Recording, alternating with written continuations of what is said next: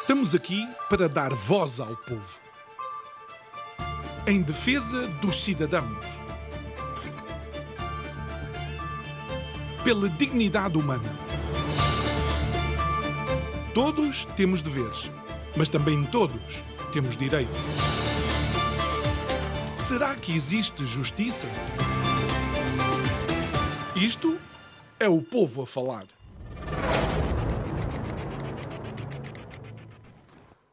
Olá, muito boa noite e bem-vindos a mais um Isto é o Povo a Falar. Se nos acompanha, mesmo que tenha sido somente a partir da semana passada, já deve ter visto que o Isto é o Povo a Falar saiu dos estúdios de São Julião do Tujal e foi até à cidade invicta.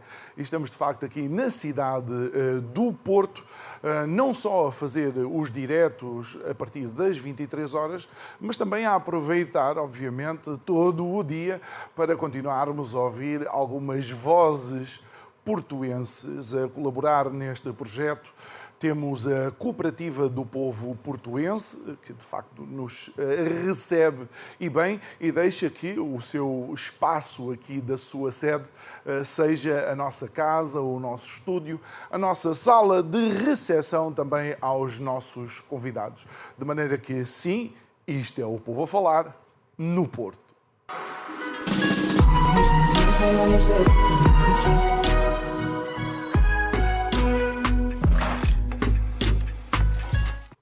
De volta então, não ao nosso estúdio, mas à sala onde montámos de facto o nosso estúdio improvisado aqui na Cooperativa do Povo Portuense, que faz 125 anos, uma bonita idade, e isso significa que de facto é um edifício cheio de história, história não só da cooperativa, mas obviamente história umbilicalmente ligada à cidade do Porto. E quem umbilicalmente ligado está a esta cidade é também o nosso convidado de hoje, que faz algumas viagens até ao nosso estúdio, mas prefere o contacto tecnológico, de forma que Telmo Azevedo Fernandes não podia deixar de estar aqui em carne e osso. Telmo, muito boa noite.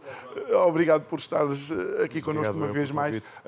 E antes de irmos aos nossos temas, obviamente eu sei que tu gostas de estar connosco em estúdio, mas achas que este tipo de iniciativas também é bom e alavanca, no fundo, uma visão de um Portugal que não está centrado em Lisboa? Fizeste a pergunta e já deste a resposta. Claro que sim. Antes de mais uma vez, obrigado pelo convite e agradeço o facto de terem vindo, de facto, aqui à minha cidade.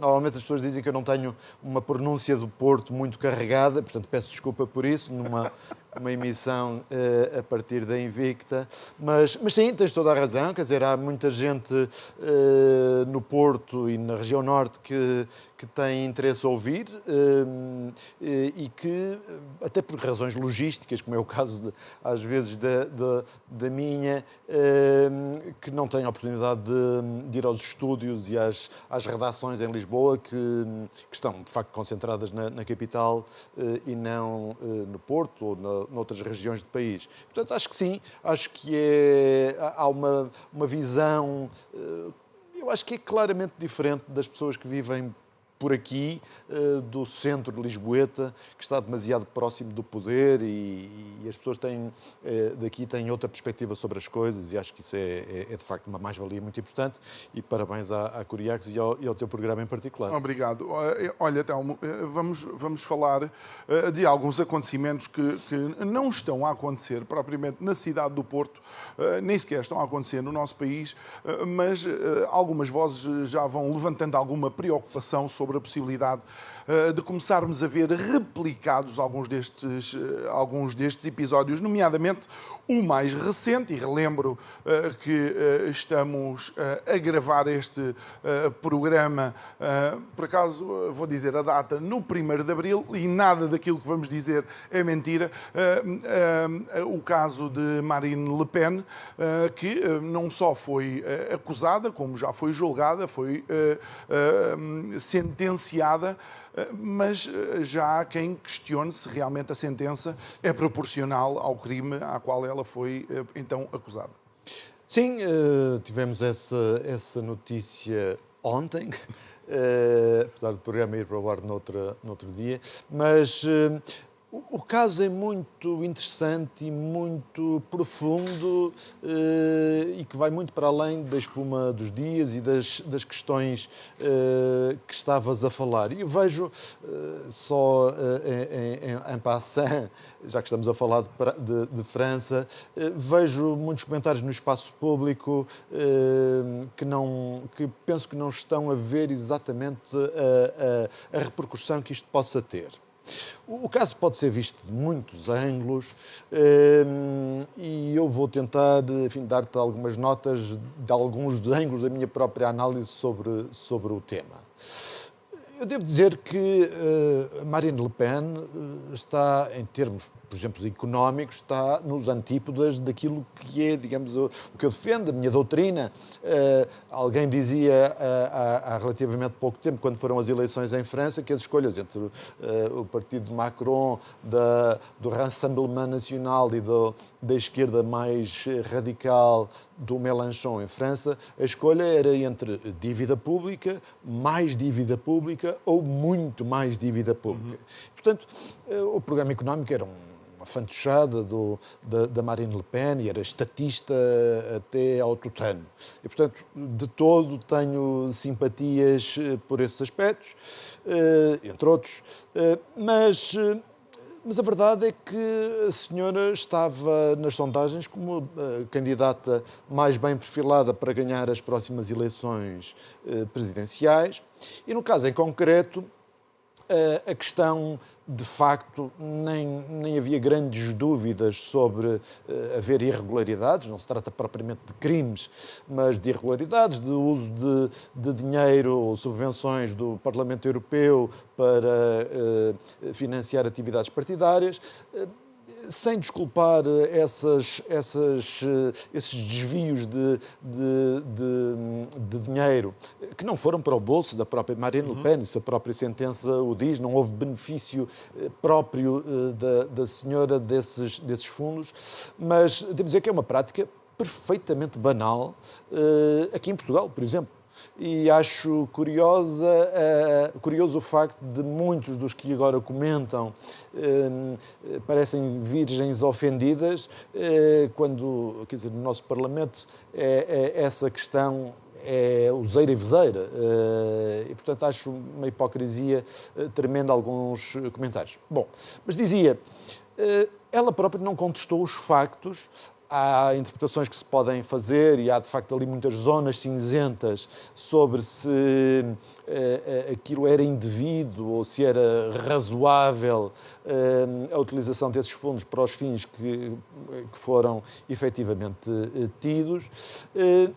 Mas o ponto essencial é que nesta condenação provisória, há a possibilidade de recurso da Marine Le Pen em relação à questão do uso da pulseira eletrónica, das indemnizações, enfim, de toda essa parte, mas foi aplicada uma sanção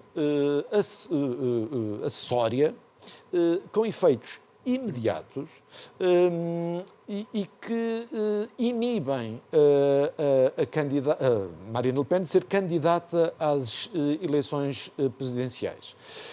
E este é o aspecto que é fulcral aqui, porque, na verdade, a sentença acaba por ser uma sentença política e não tanto de matéria de facto.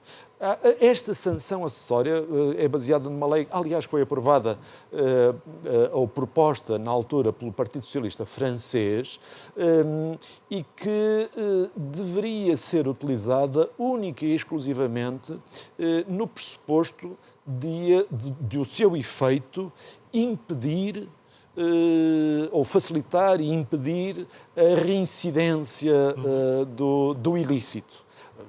Ou seja, o desvio dos dinheiros para atividades partidárias e não tanto para a atividade no Parlamento Europeu. Ora bom, Os factos que reporta o tema, se não estou em erro, são de 2009 a 2016. Portanto, no final do processo, estamos há 9 anos. Isto é outro aspecto curioso, é que esta sentença só vem a público 9 anos passados depois dos factos terem ocorrido.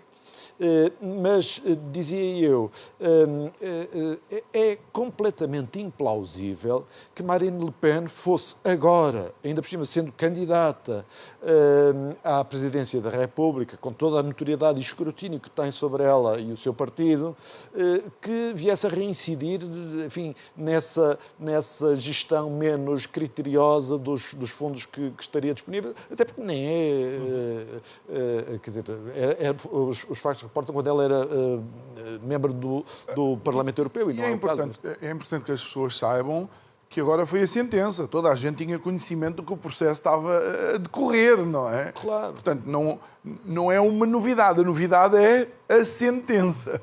Não, pois, e o timing e essa adenda, por assim dizer. Esta sanção complementar, perfeitamente escusada, do meu ponto de vista, não tem sustentação naquilo que a própria lei prevê, que é o enquadramento em que ela poderia eventualmente ser aplicada.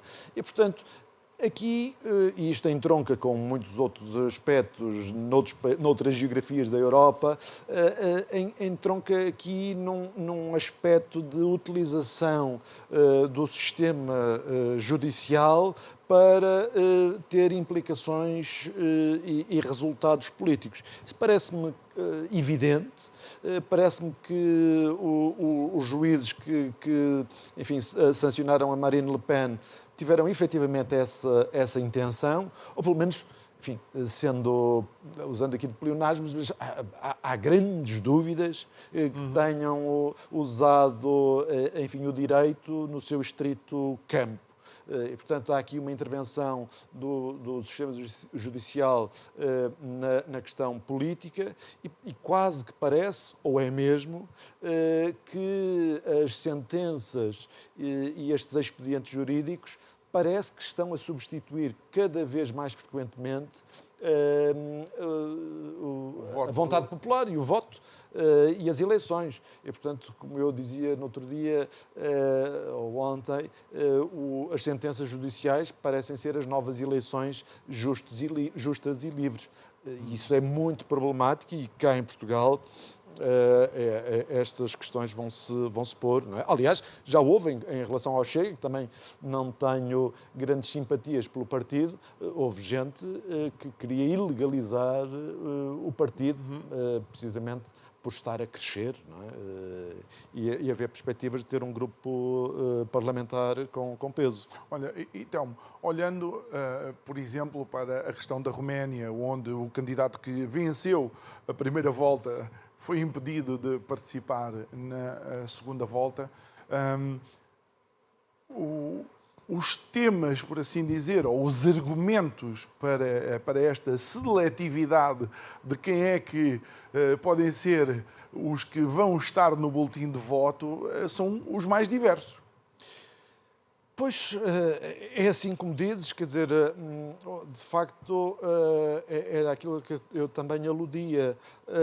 Os candidatos de que, digamos, a oligarquia ou o establishment político mais generalista entende como o mal ou os não preparados para assumir a gestão da coisa pública. Os perigos para a democracia, os são perigosos. Pois só que subvertem a democracia para e afunilam a liberdade das pessoas, precisamente.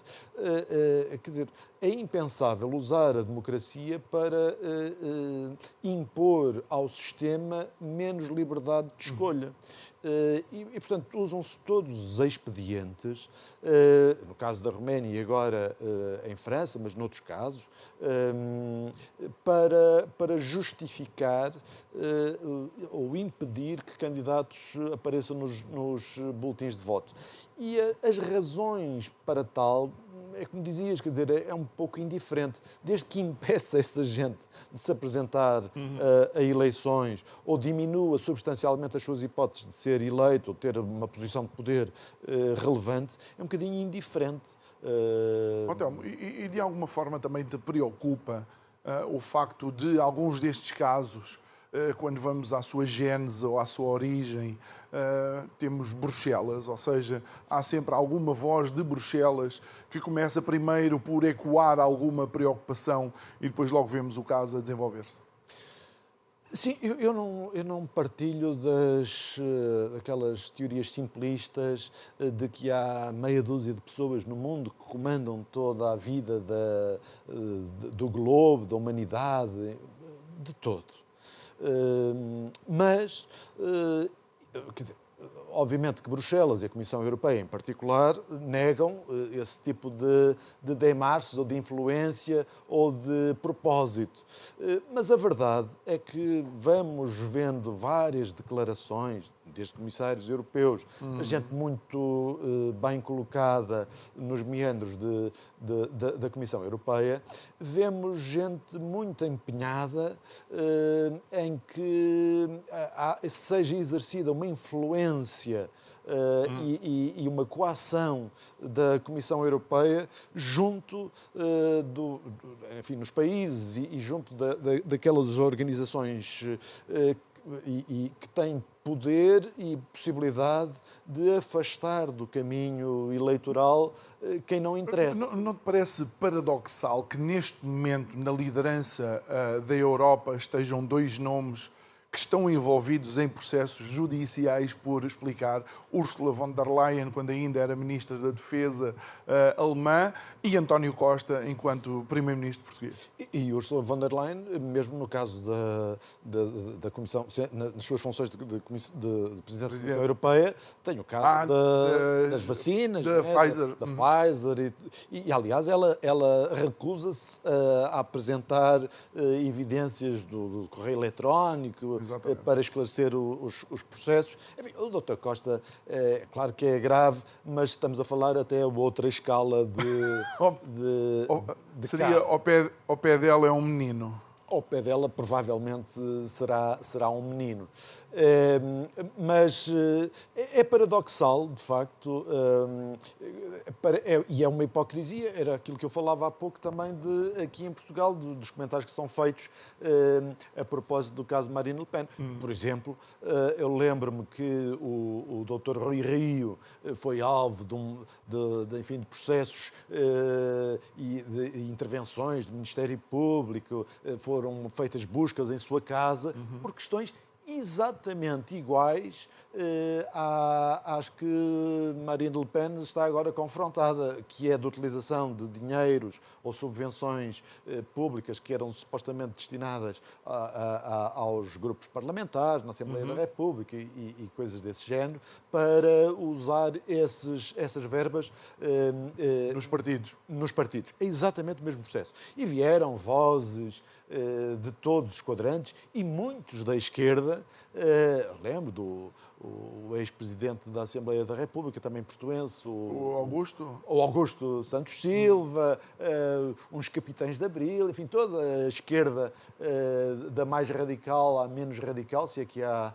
esquerda menos radical hoje em dia, vieram, enfim, saltar em defesa do Rui Rio exatamente pelas mesmas questões. E também, devo dizer, muita gente de direita. Eu vi, por exemplo, gente do Chega e até parece o próprio Ventura e candidatos e cabeças de lista da Iniciativa Liberal indignar-se com os crimes, supostos crimes que Marine Le Pen tinha feito e, portanto, achavam muito bem que fosse, enfim, sentenciada e arredada do espectro político ou de candidaturas, etc.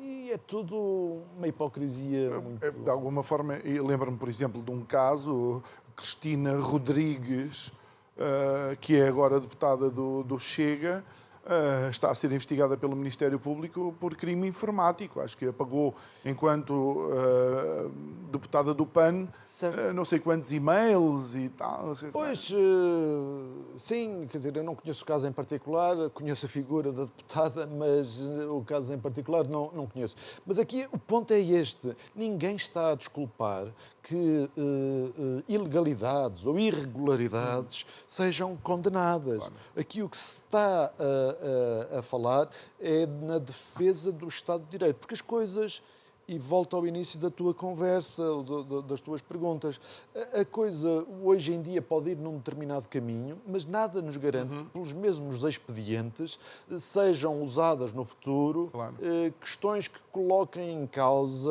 o nosso modo de viver. Posso lançar-te mais um paradoxo para cima da mesa? É esta Comissão Europeia ou a União Europeia andar a discutir com a Turquia há não sei quantos anos a entrada da Turquia para a Comunidade Económica Europeia, não é? E Erdogan, pura e simplesmente, retirar o presidente da Câmara de Istambul com um processo de alegada corrupção, sendo ele o maior adversário de Erdogan. Portanto, Erdogan está pronto para entrar na Comunidade Europeia. Parece que usa dos mesmos expedientes e, efetivamente, que se tem visto. E não é só, quer dizer, falamos da Roménia, agora da Turquia, de França, mas mesmo na Hungria há tentativas ou houve tentativas de que não houvesse, enfim, o partido do Orbán fosse também prejudicado eleitoralmente por várias questões desse género. Há a ameaça, e voltamos aqui à questão da Comissão Europeia, sempre mais ou menos velada, de que se os húngaros não escolherem aqueles representantes políticos que são consentâneos com a ideia que a Comissão Europeia tem, atenção, que podem os fundos da União Europeia não serem entregues à Hungria para o suposto desenvolvimento do país, etc. Portanto, há estas ameaças muito presentes e parece um padrão, e noutras paragens, o caso do Bolsonaro, mesmo do próprio Estados Unidos, com o Trump, etc., há sempre esta ideia de que há gente em posição de poder, nomeadamente em Bruxelas, que admite apenas um leque finito e relativamente reduzido de representantes políticos nos respectivos países-membros. E quem tem um discurso dissonante, alternativas políticas bastante acentuadas em relação ao que é o mainstream, tem de ser penalizado. E é preciso defender, isto é extraordinário, é preciso defender os infantis eleitores, nós, do mal que aí vem. E isto é, de facto, uma subversão, como digo, da democracia, do Estado de Direito e, no fundo, um coartar das nossas liberdades. Muito bem. Olha, Telmo, de alguma forma, e vou-te colocar esta questão também por causa de um outro país, neste caso a Alemanha, o nosso voto vale cada vez menos, porque me parece que as promessas pré-eleitorais e depois a ação pós-eleitoral não se coaduna, ou seja, há cada vez mais cidadãos, não só em Portugal, mas como na Europa, que votam em determinados partidos e depois não veem o partido a fazer nada daquilo que efetivamente Já nem estou a falar de promessas políticas, mas da ideia, ou da ideologia, ou do caminho, ou da direção a dar aos países. Sim, isso é uma das causas porque os populismos estão aí fervilhantes, não é? Porque as pessoas têm a sensação, aqueles que votam com um determinado objetivo ou num determinado pressuposto de programas eleitorais ou promessas ou, enfim, um enquadramento político-partidário que é apresentado em campanha e depois veem que, na realidade, as coisas que quem vence e quem chega a ter posição de poder são feitas de modo contrário àquele que tinha sido propagandeado. E há coisas que são quase maquinações, e o caso da Alemanha parece-me um deles. O caso da Alemanha, penso que te estarás a referir a esta manobra, porque não deixa de ser uma manobra do chanceler eleito, de ter promovido uma alteração constitucional para permitir um investimento, penso que de 1 trilhão de euros, portanto, e comprometer o país, a Alemanha, neste caso, com esse investimento muito substancial para os anos vindouros. E só fez essa alteração constitucional porque nos últimos dias, e quando estamos a falar de últimos dias, é efetivamente por dias em que aproveitou, digamos, o espectro parlamentar do antigo Parlamento, tendo já sido decorridas as eleições, e, portanto, já se sabendo a composição do novo Parlamento que tomaria posse dentro de dias, mas dizia eu, à má fila, colocou a questão ao Parlamento antigo, que era o único que ainda conseguiria ter com maioria suficiente para fazer essa alteração constitucional, sabendo de antemão que dentro de dias as forças políticas estavam organizadas no Parlamento Europeu, no Parlamento Alemão. De outra forma, e que eram contrárias à sua o crescimento do AfD ia tornar isso impossível. Exatamente, e mesmo outras forças políticas. Mas lá está, não achas que esse é um dos casos onde o Poder Judicial deveria intervir e perguntar, espera lá, os cidadãos já votaram, sim, vocês estão, mas estão em gestão. Os cidadãos, a partir daquele dia, disseram que o rumo para o país é este. Certas decisões não podem ser tomadas. Eu acho que não. Com toda a franqueza, acho que não, porque senão era voltarmos à judicialização da política. Mas então isto, de facto, é como tu dizes, é uma manobra à má fila. E será, se os alemães quiserem, sancionada politicamente da maneira... E, Telmo, não deverá ser surpresa para ti, mas tu que não achas que há um grupo de pessoas que controla tudo isto, que estão sentados num arranha-céus qualquer, mas surpreende se eu disser que Mer era o representante ou o diretor máximo da BlackRock na Europa? A questão da BlackRock, a BlackRock gera fundos de milhares ou milhões de investidores.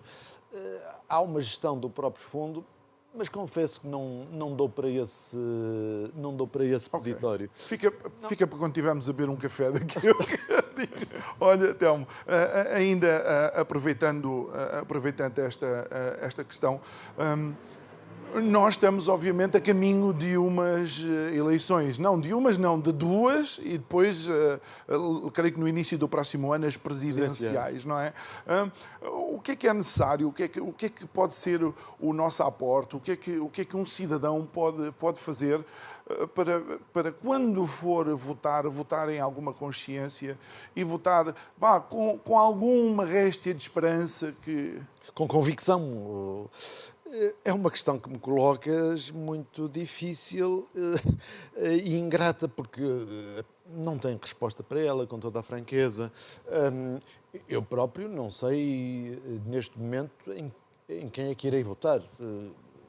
Porque os partidos estão num alinhamento doutrinário muito sui generis,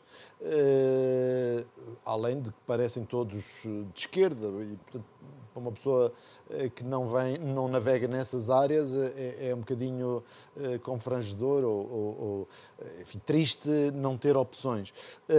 Mas depois as lideranças, de facto, são péssimas.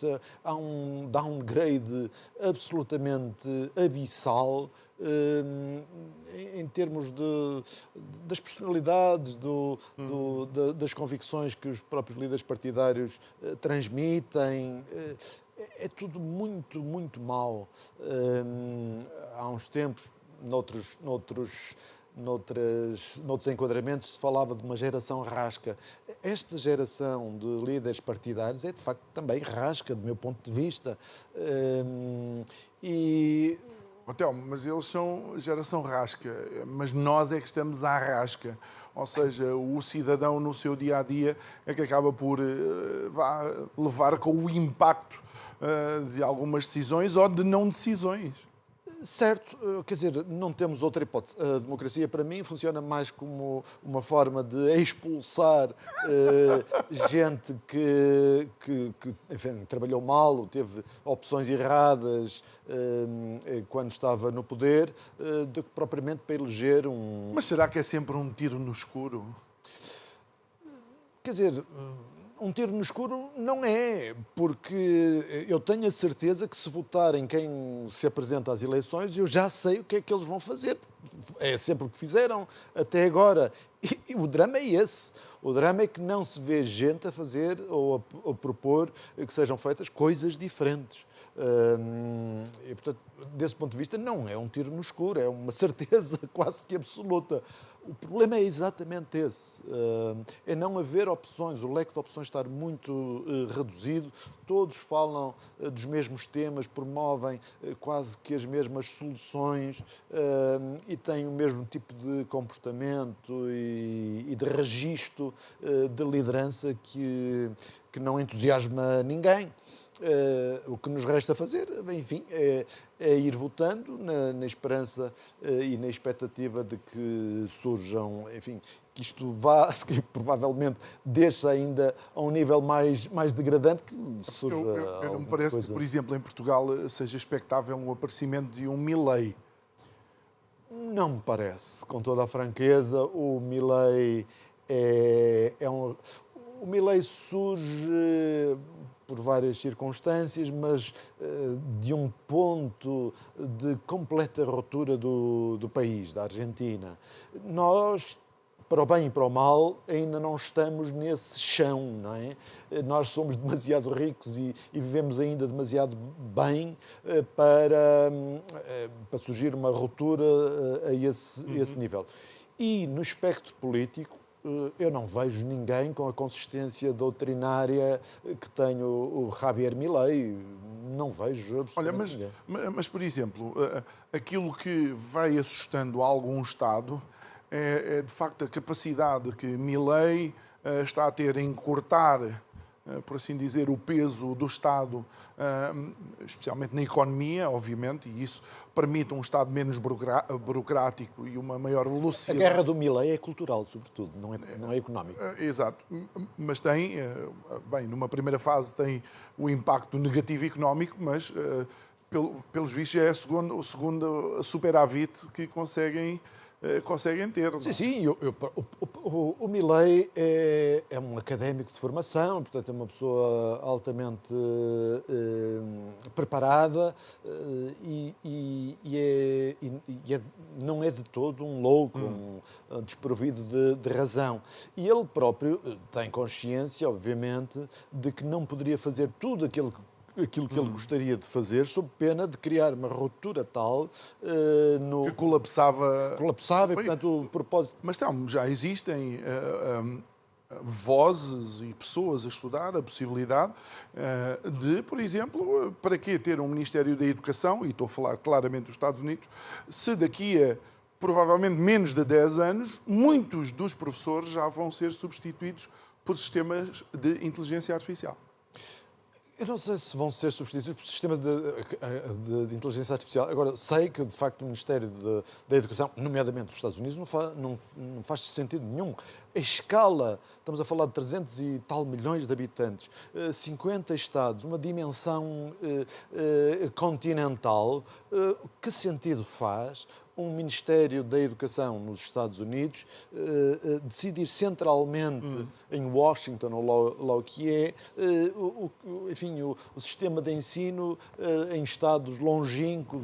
Não tem sentido nenhum isso, de facto. Até porque cada estado tem alguma autonomia nesse aspecto. O princípio de subsidiariedade é muito mais realista desse ponto de vista, que as decisões a esse nível sejam tomadas o mais próximo possível das populações que servem. Portanto, acho que não faz sentido. Aqui, em Portugal, a escala é outra, mas eu acho que, de facto, também não faz grande sentido o Ministério da Educação. Enfim, não digo que se criasse uma ruptura e acabasse de um momento para o outro o Ministério da Educação, mas se esse for o caminho, quanto menos decisões forem tomadas centralmente, acho que é um caminho virtuoso e que deveríamos almejar. Muito bem. Olha, Telmo, estamos a entrar nos últimos 15 minutos da nossa conversa.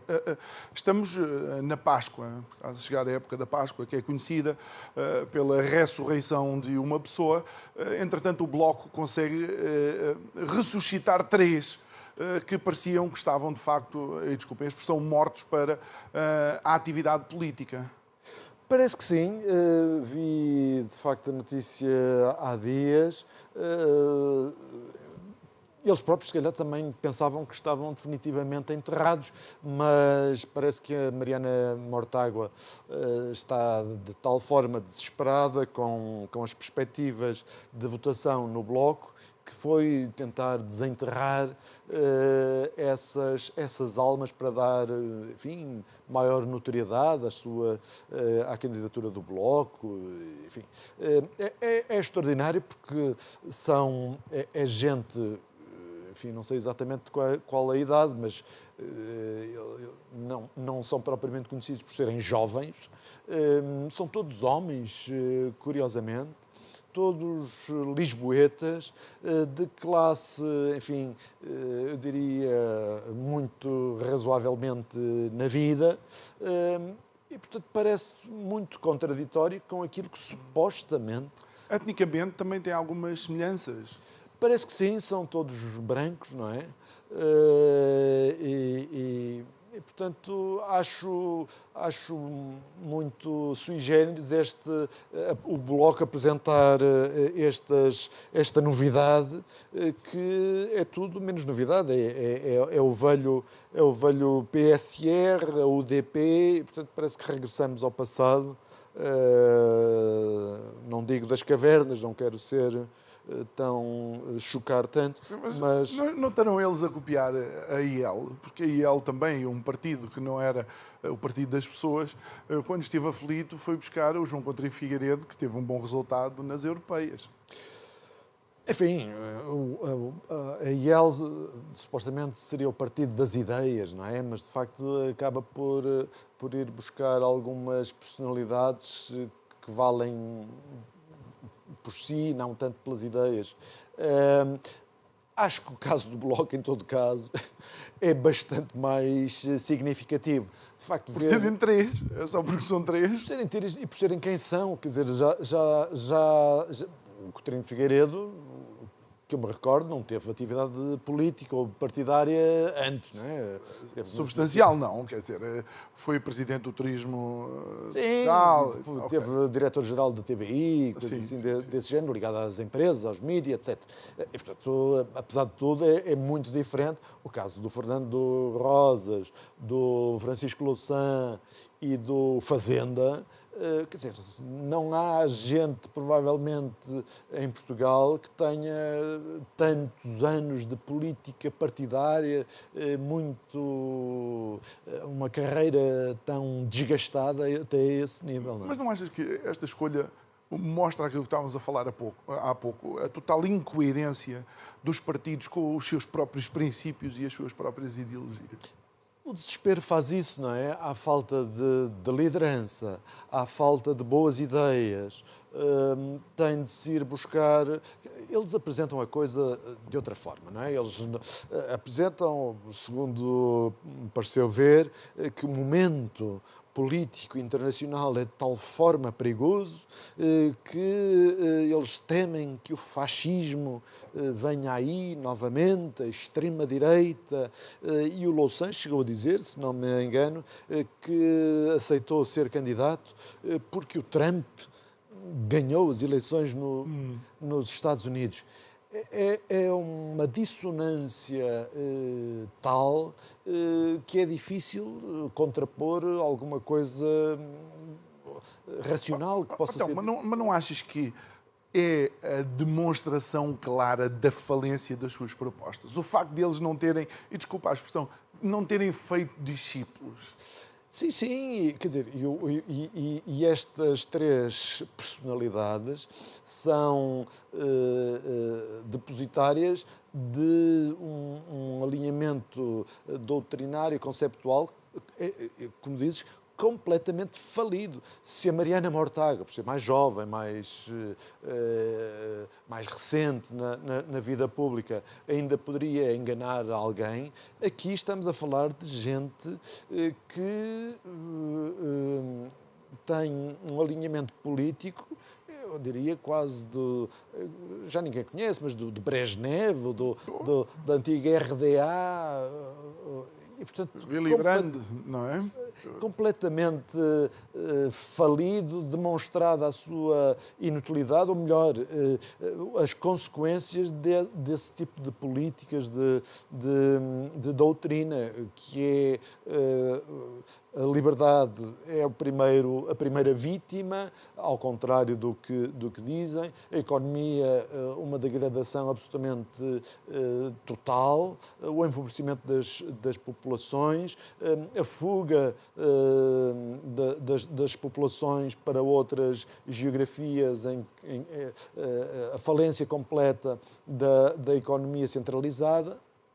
Enfim, de facto, não sei, acho que é mais desespero tentar tudo e mais alguma coisa e aqui tentar aproveitar alguma notoriedade pública e fazer fé, a Mariana Mortágua, fazer fé que os eleitores não se recordem do que exatamente estas pessoas defendem para a sociedade e para o ordenamento político.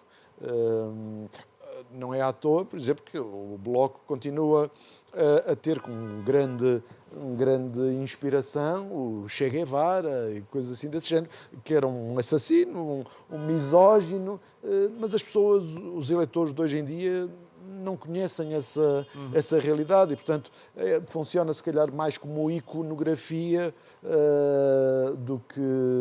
Gramsci, embora Gramsci se calhar seja mais Partido Comunista, não é? O Bloco também navega nessas águas, não é?